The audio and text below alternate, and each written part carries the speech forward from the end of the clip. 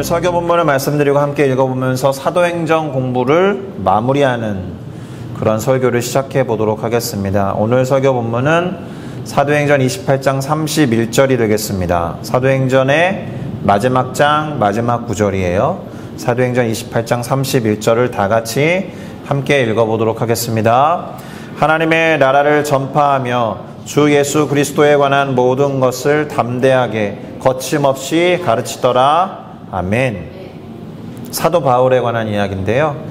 방금 읽은 이 사도행전 28장 31절을 가지고 끝까지 담대하고 거침없이 라는 제목으로 사도행전 27장부터 28장을 함께 살펴봄으로써 지난 몇 개월 동안 함께 이어왔던 사도행전과 누가복음으로 구성되어 있었던 누가라는 사람의 문서, 그것에 대한 공부를 마무리해 보려고 합니다.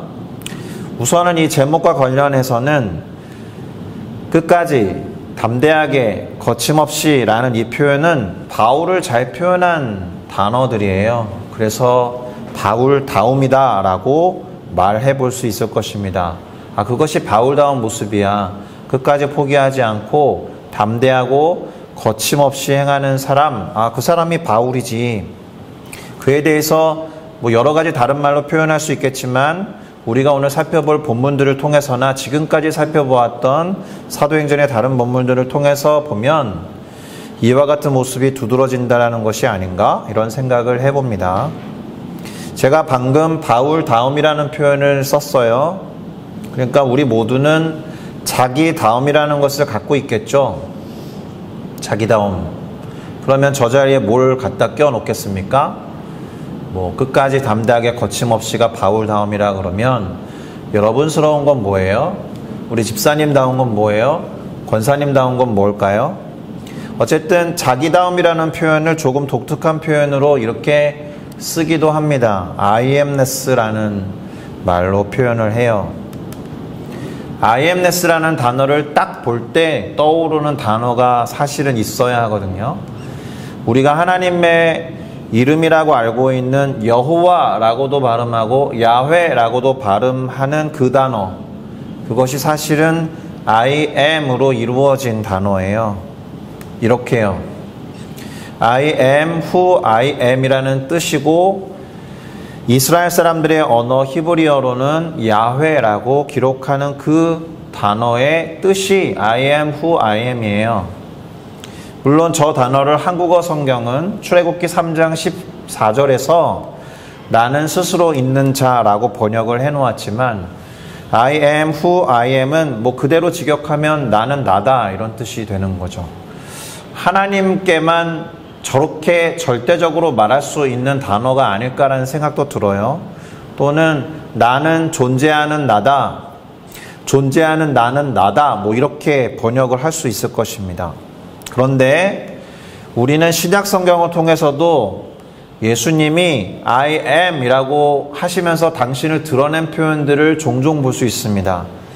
그러니까 예수님의 아버지 하나님이 그렇게 하나님의 이름을 소개하신 것처럼 나는 뭐뭐다 라는 식으로 예수님도 표현하신 일이 있다라는 거예요.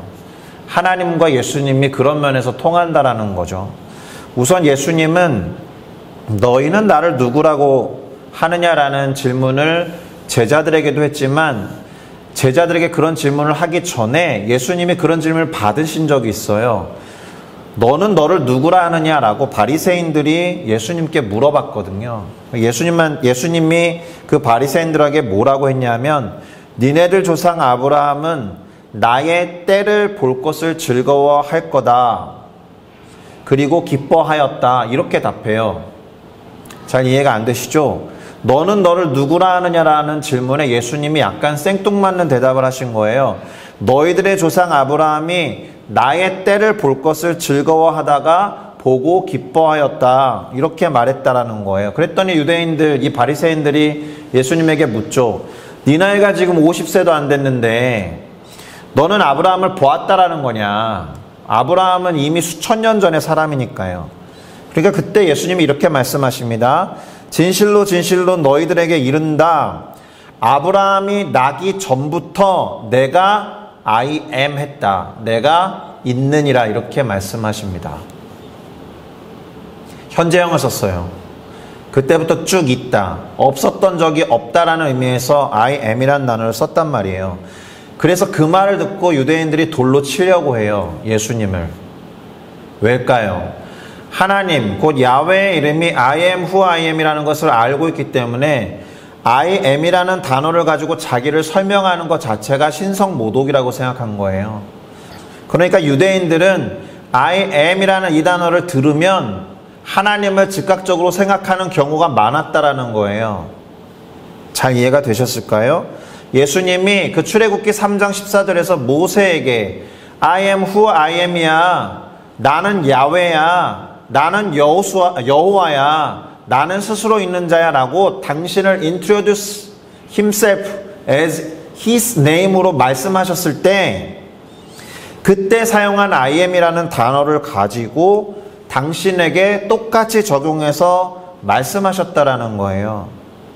실제로 그 신약 성경에 보면 예수님이 당신을 7번에 걸쳐서 나는 뭐뭐다라는 식으로 표현한 예가 있습니다. 다 들어보셨을 거예요. 나는 생명의 떡이다. 나는 세상의 빛이다. 나는 양의 문이다. 나는 선한 목자다. 나는 부활이며 생명이다. 나는 길이며 진리며 생명이다. 나는 참 포도나무다. 비유적으로 당신의 어떤 역할이나 속성이나 성품을 말씀하신 것 같지만 나는 뭐뭇이다라는 표현을 하나님의 이름에서 갖고 왔다라는 것에 주목하셔야 된다는 겁니다.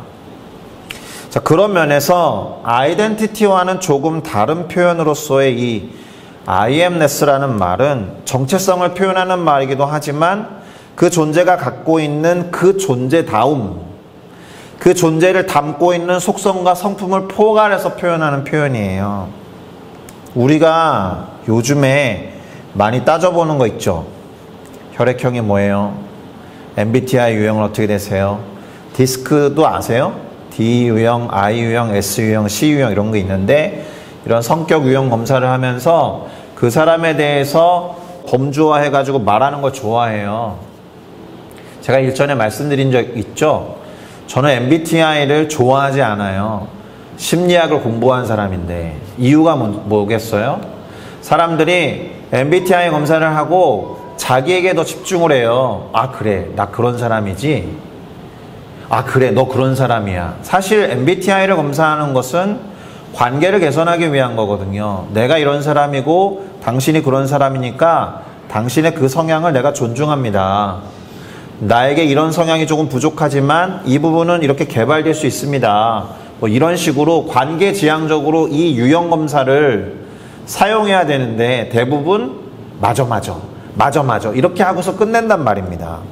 그런데 어쨌든 사람들 안에 있는 본능 같은 게 무엇이냐 하면 나의 나됨을 알고 싶어 해요.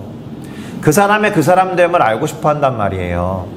그걸 명확하게 하기 위한 여러 가지 검사지들을 심리학자들이 이렇게 개발해낸 겁니다. 사람들은 어쨌건 자기가 어떤 존재인지를 알고자 한다라는 거죠. 그러한 필요를 잘 쳐서 개발해서 수익을 만들어낸 거예요. 어떻게 보면 MBTI 검사 안 하는 곳 잘 없어요. 그것에 대한 판권을 갖고 있는 분들은 떼돈을 벌고 있죠. 그러나 그것이 그 사람의 전부를 알려줄 수 없어요.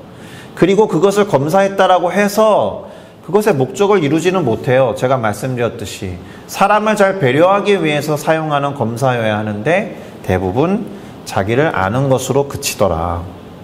제가 이 얘기를 왜 했을까요? 바울다운 것에서 지금 이 이야기를 꺼내왔잖아요. 우리는 바울을 얼마나 알고 있는지 돌이켜볼 필요가 있습니다.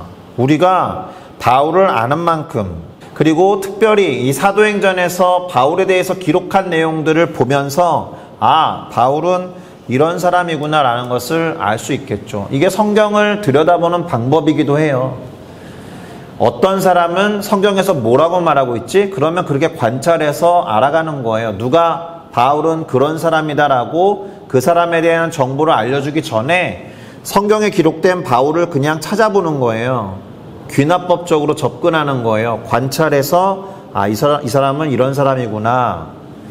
오늘 시도하려는 게 그런 거다라는 거예요. 사도행전의 주인공이 물론 예수 그리스도의 복음이기 때문에 예수님이 주인공이어야 하지만 그 예수 그리스도의 복음을 끌고 가는 주역으로서의 바울의 위치는 절대적이거든요.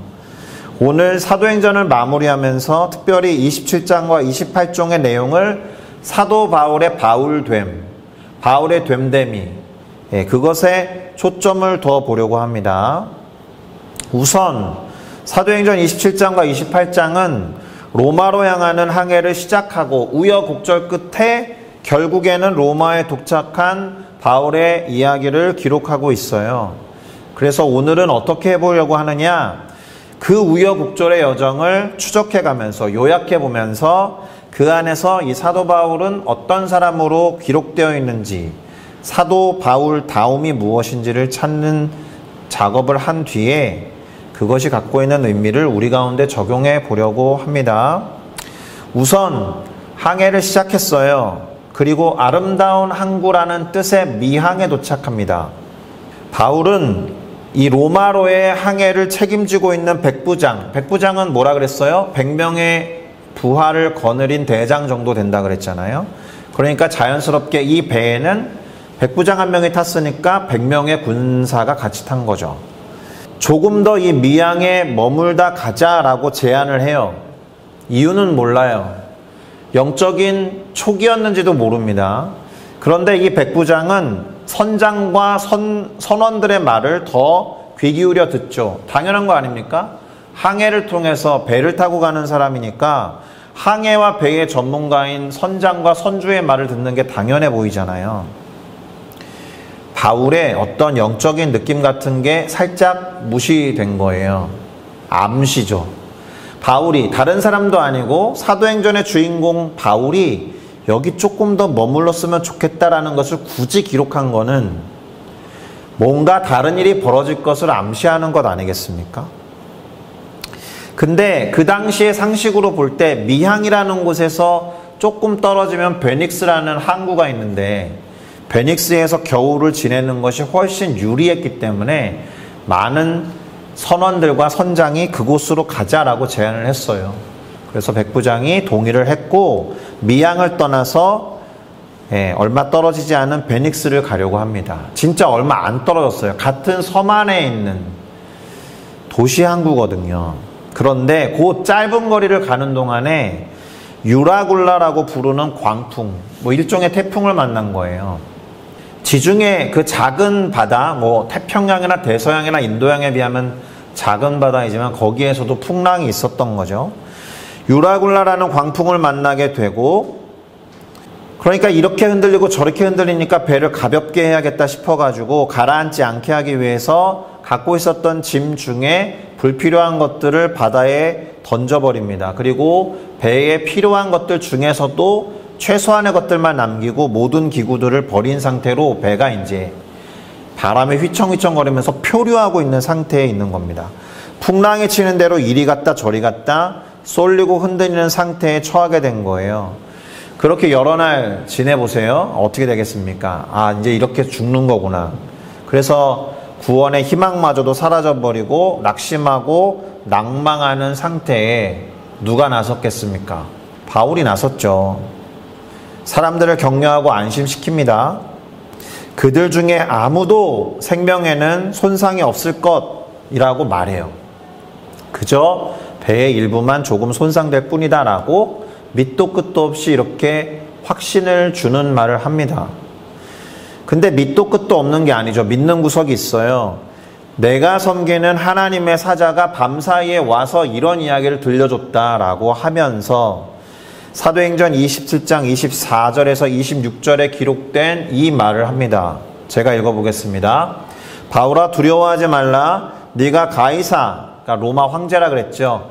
케사르 또는 시저를 저렇게 중국어식으로 바꿔서 적어놓은 거예요. 가이사 앞에 서야 하겠고 또 하나님께서 너와 함께 항해하는 자들을 다 너에게 주셨다 하였으니 이렇게 사자가 와서 말했다는 거죠. 그러므로 여러분 안심하십시오. 나는 나에게 말씀하신 그대로 되리라고 하는 하나님을 믿습니다. 그런즉 우리가 반드시 한 섬에 걸리게 될 겁니다 라는 이야기를 해요. 자, 이 말을 들은 사람들에게 와닿은 문장이 뭐였을 것 같아요? 2개 정도 와닿을 거예요. 뭐 당신한테 우리를 붙여주셨다고요? 이런 거 말고 안심하라 이거 하나랑 반드시 한 섬에 걸리게 될 거다. 선원들이니까 배를 타고 가고 있으니까. 자, 이 장면에서 바울은 어떤 사람으로 보이십니까? 하나님의 말씀을 믿고 신뢰하는 사람으로 보이죠. 그게 바울다움이에요. 다른 일을 힘내게 하는 사람으로 보여요. 격려와 위로자가 되는 사람인 거죠. 그리고 동기부여를 잘하는 사람이 바로 바울스러움을 표현한 이 구절이다라는 거예요. 자, 그리고 배가 그렇게 표류하는 가운데 정말 바울이 한 말처럼 한 섬에 걸리려고 그랬는지 배가 어떤 땅에 점점 가까워지는 것을 느끼게 됩니다. 그거를 누가 먼저 알아차렸겠어요?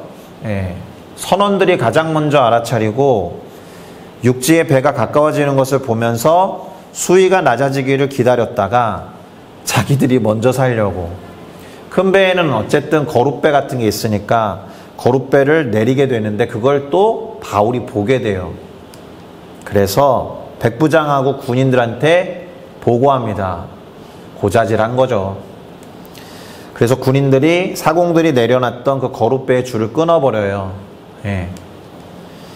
그래서 이제 완전히 운명 공동체가 된 거죠. 거룻배를 내려서 따로 갈 수가 없는 거예요. 아니면 뛰어내려야 되거든요. 그 상태로 이제 점점 아주 천천히 어느 섬에 가까이 다가서고 있는 희망을 품게 돼요. 그런데 너무 천천히 가요. 이러다가는 언제 도착할지 모르겠는데 해서 낙심하고 낭망하면서 힘에 겨운 상태가 됩니다. 그럼 또 누가 나서요? 바울이 나서요. 나서서 이제 뭐라고 그러느냐? 음식을 먹읍시다. 근데 이게 좀 이해는 안 돼요. 그동안 음식을 안 먹었나? 14일 동안 음식을 안 먹었어요, 이 사람들이. 그래서 떡을 가져다가 심지어 축사를 해요. 그러니까 이제 배 안에 탄 일종의 목사 같은 존재가 된 거죠. 하나님께 이렇게 축사하고 떼어 먹기를 시작했는데 성경은 뭐라고 기록하느냐? 백부장과 100명의 군인들을 포함해서 276명이 안심하고 음식을 먹었다라는 거예요.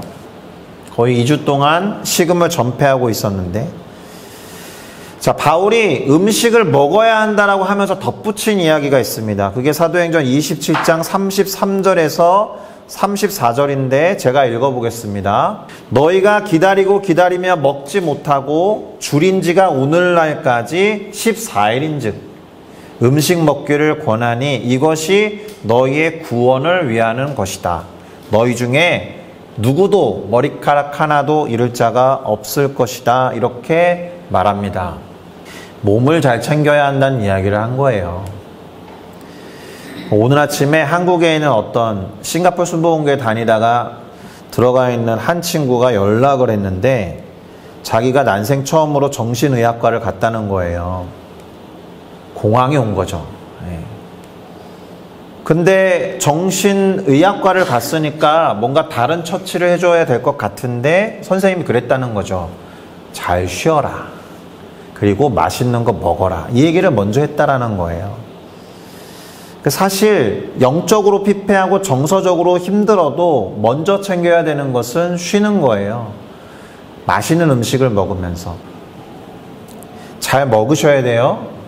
그게 구원을 위한 거다라고 기록해요. 그것이 구원을 위한 것이다. 왜냐하면 구출이 되고 조난에서 이렇게 구명되어도 죽으면 소용없는 거 아니에요. 그렇죠? 그러니까 사람들의 심신 그리고 몸과 마음을 잘 챙기는 사람으로 바울이 그려져 있다라는 거예요. 역시나 그 사람들에게 힘을 더하고 위로를 더하는 사람으로 바울스러움, 바울다움이 그려져 있습니다. 자, 그렇게 먹을 것을 먹은 뒤에 사람들이 한 일이 있습니다. 뭐를 했냐 하면 먹을 것을 먹은 다음에 이제 밀을 버려요. 이제 섬에 가까이 갔다라고 생각하니까 최대한 배를 가볍게 하고 기다린 거죠. 그리고 그 다음날 날이 밝았을 때 항구가 눈에 보여요. 항만이 눈에 보입니다. 그래서 이제 닷도 끊고 키를 이렇게 늦춘 뒤에 돛을 달고 바람에 맞춰서 해안을 향하여 배가 점점 움직여 나가도록 한 거예요. 그대로 들어가면 생명을 구원할 수 있는 상황이었는데 마지막 위기가 한 번 더 옵니다. 어떤 것이냐? 두 물이 합쳐지는 곳에서 추진력을 잃은 배가 계속 돌고 있었던 거죠. 그래서 이제 배가 움직일 수 없게 되니까 군인들이 마지막으로 어떤 결단을 내려고 하느냐 하면 죄인들이 도망갈 것을 걱정해서 죽여야겠다 이렇게 이제 건의를 한 거예요, 백부장에게. 그런데 백부장은 바울을 구원하기 위해서, 바울을 죽이지 않게 하기 위해서 그러지 말자라고 이야기합니다. 왜냐하면 죄수들을 다 죽이기로 결정을 하면 예외 없이 다 죽여야 되니까 바울도 현재까지는 죄인 신분이니까. 그만큼 백부장은 이제 바울을 신뢰하게 된 거예요. 그래서 이 생명을 잃을 위기 가운데에서 하나님이 백부장을 사용하셔서 바울을 구원하신 겁니다. 백부장으로 하여금 바울의 생명을 구명하게 한 거예요. 그래서 어떻게 했느냐? 모두를 배에서 뛰어내리게 해요. 일단 헤엄칠 수 있는 사람들은 이제 가까이 왔으니까 다 헤엄쳐서 가시오 하고, 수영을 못하는 사람들에게는 뭐 널판지나 배에 물건을 던져주면서 그것에 의지해서 상륙하도록 합니다.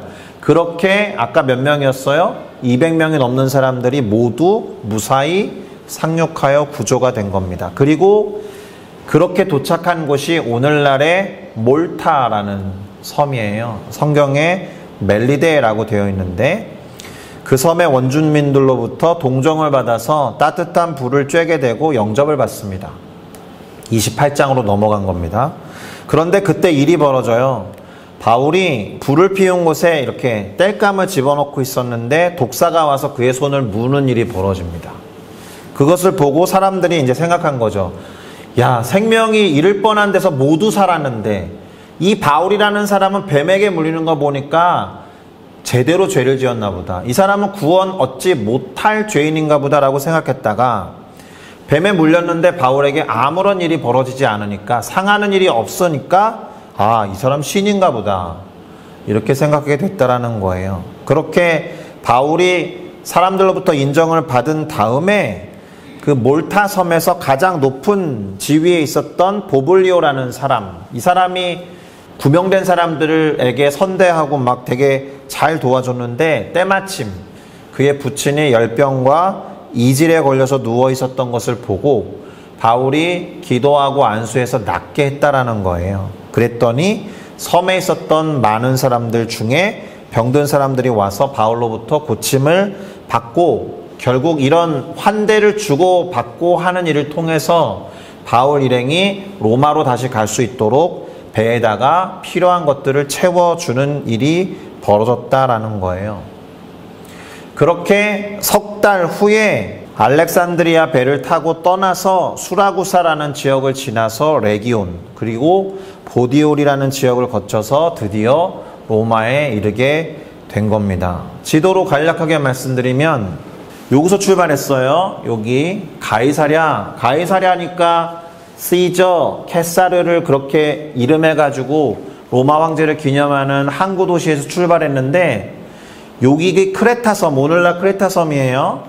여기 미항이라고 적혀있고 원래 가려고 했던 베닉스라는 도시가 여기에요. 여기 가다가 만난 거예요. 유라굴라라는 그 태풍을. 그러니까 바울의 말을 듣고 미항에 머물렀으면 벌어지지 않았을 일이에요. 근데 미항에서 여기 짧게 베닉스 가다가 유라굴라를 만나서 이렇게 돈 거예요. 계속 표류하다가 오늘날의 몰타라는 섬에 아까 원주민들을 만나서 환대를 주고 받은 다음에 수라구라를 거쳐서 레기온을 거쳐서 여기 보디올이라는 곳에 이르러서 육로로 이제 로마로 가게 된 겁니다. 자, 이제 로마에 도착했을 때를 봐야 되죠. 바울이 로마에 도착했을 때 바울은 죄인이잖아요. 그러니까 자신의 상황을 설명하려고 했어요. 그랬더니 로마 관료가 뭐라고 하느냐 하면 네가 잡혀온 유대로부터 받은 편지가 없다. 그러니까 너를 고소한 기록이 없다 아직. 그리고 여기에 있는 우리의 형제들 중에서도 너에 대해서 그렇게 안 좋은 것을 말하는 사람이 아직은 없다. 그러니 다만 너가 어떤 사상이 있는지 너의 사상을 내가 직접 들어보고 판단하겠다. 이렇게 말을 하는 거예요. 놀랍지 않아요? 바울에게 자연스럽게 그의 사상을 이야기할 기회를 줬다라는 거예요. 바울로서는 로마에 가야 될 이유에 딱 들어맞는 일이 벌어진 거죠. 이 천금과 같은 기회를 얻어서 바울이 무슨 얘기를 했겠습니까? 복음을 말한 거죠. 아침부터 저녁까지 자신을 변명하거나 자신을 변호한 게 아니고요. 하나님의 나라를 증언하면 물론이요. 모세의 율법책과 선지자들의 글, 다시 말하면 구약 성경을 인용해서 예수님에 대해서 말하고 믿기를 권면하기 시작한 거예요. 아침부터 저녁까지. 제 설교 지금 30분째 되고 있거든요. 아침부터 저녁까지면 최소한 8시간 이상을 그랬다라는 거예요. 소위 장시간에 걸친 전도를 한 겁니다.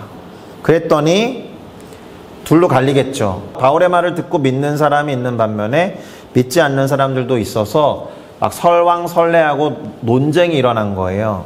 그래서 그냥 그렇게 흐지부지 돼서 흩어지려고 할 때 바울이 선지자 이사야의 글을 인용해서 사람들 다시 집중케 하는데요.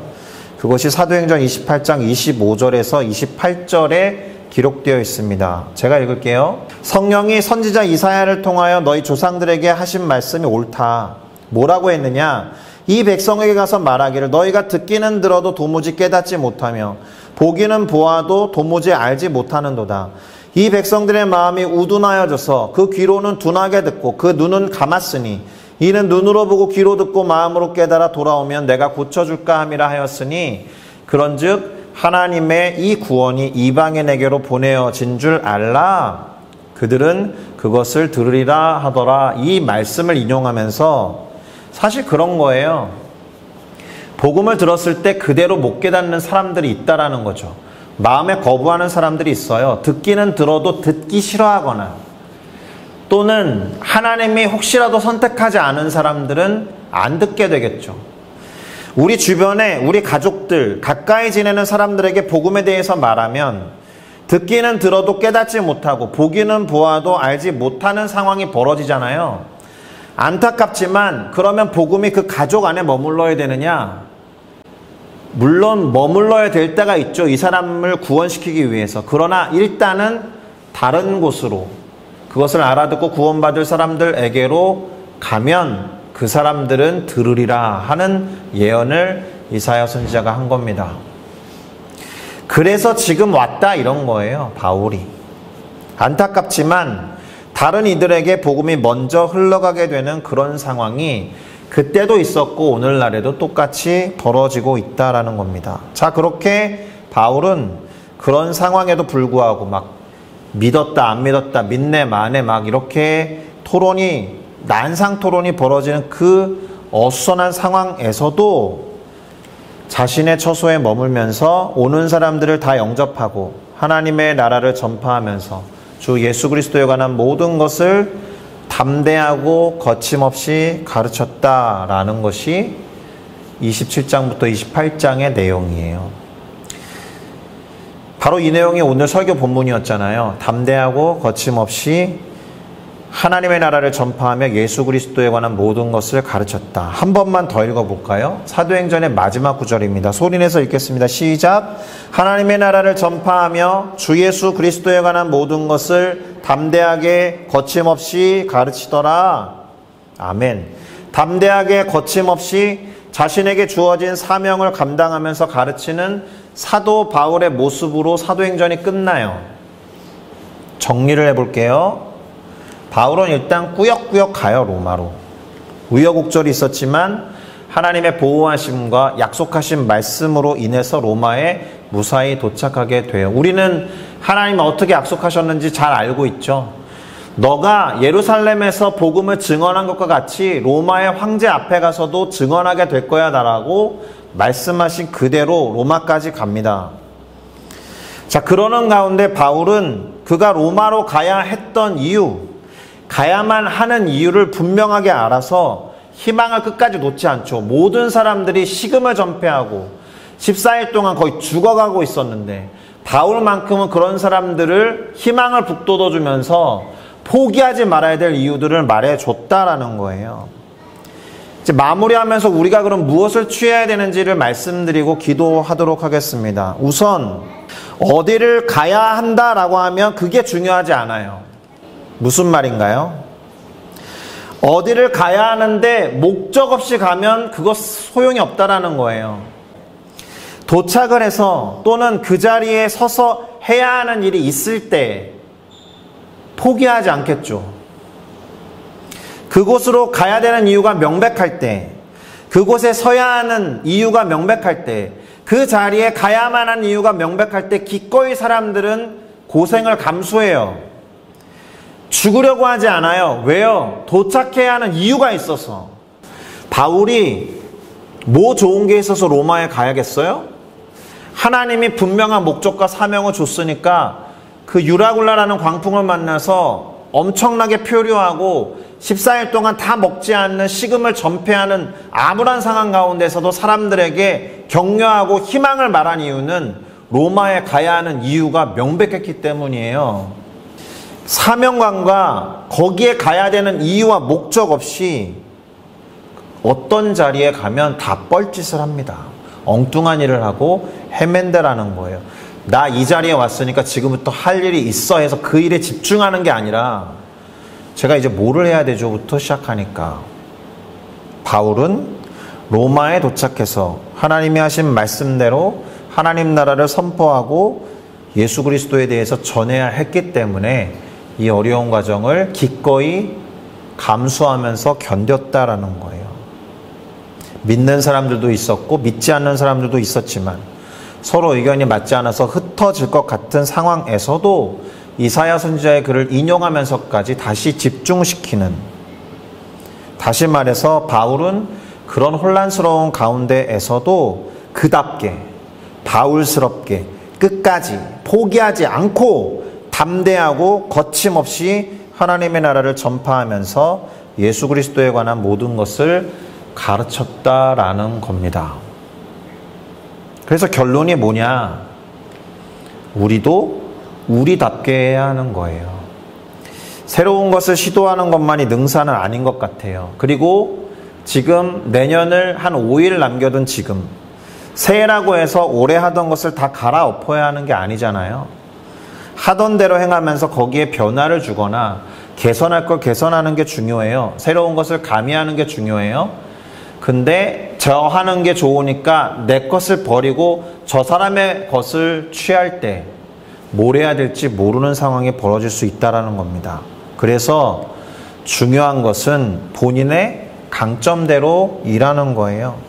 하나님이 바울을 쓰신 방법이 그거예요. 바울을 끝까지 바울답게 사용하셨어요. 그 사람의 열심과 열정, 그 사람의 담대함과 거침없음, 그 사람의 포기하지 않음과 끝까지 행하는 것, 이 모든 것이 바울스러움의 표현이거든요.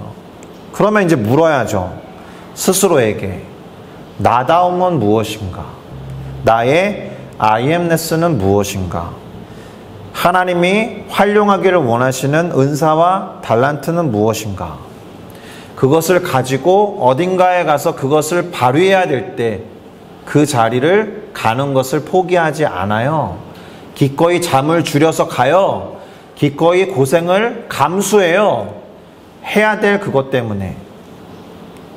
그러니까 하나님 안에서 자기 자신을 잘 알아야죠. MBTI 물어보면서 야 맞다 이렇게 좋아하는 것만이 아니라 그래서 나의 나다움, 하나님이 주신 나의 나다움을 통해서 무엇을 할 수 있는지를 생각하셔야죠. 나이의 많고 적음에 상관없이 그것을 하나님이 사용하시도록 하나님께 내어드리는 일을 하셔야 합니다. 자, 사도행전은 28장에서 멈췄어요. 그래서 흔히들 그런 이야기 많이 들으시죠? 우리들이 나머지 사도행전 29장을 써야 된다 이런 얘기를 많이 합니다. 일전에 여기 와서 노래 부른 친구도 있어요. 그렇죠? 사도행전 29장이라는 노래를 부른 친구도 있습니다. 그래야 하는데 그러기 위해서 뭘 먼저 해야 되느냐? 하나님 안에서 내가 어떤 존재인지, 어떤 정체성을 갖고 있는지, 하나님이 주신 강점과 은사와 달란트가 무엇인지 알아야겠죠. 다시 말합니다. 그냥 아는 거 아니고 하나님 안에서 하나님과의 관계 안에서 하나님이 그것을 사용할 수 있도록 내어드리고 갖은 고통과 힘듦을 기꺼이 감수할 수 있을 그 무엇, 그래서 그것이 활용되는 그 지점에 기꺼이 가는 우리들이 되어야 한다는 것이 사도행전 27장과 28장에 나와 있는 바울스러움에 대한 우리들의 의미가 되겠습니다. 잠시 기도할 때는 하나님 안에서 내게 주어진 것이 무엇인지 감사할 수 있어야 돼요. 그러려면 알아야겠죠. 하나님이 이것도 나에게 주셨구나. 그것을 묵상하는 기도를 반드시 하셨으면 좋겠고, 오늘 기도가 다가 아니라 남은 시간 동안, 제가 주일날도 도전했고 성탄절 예배 때도 도전했잖아요. 다른 사람들 만나기 참 쉬운 시기이지만 하나님과 독대하셔서 내년을 하나님과 함께 계획해야 하지 않겠습니까? 가장 나다운 것을 가지고, 하나님이 쓰시는 나다움을 가지고 기도하시겠습니다.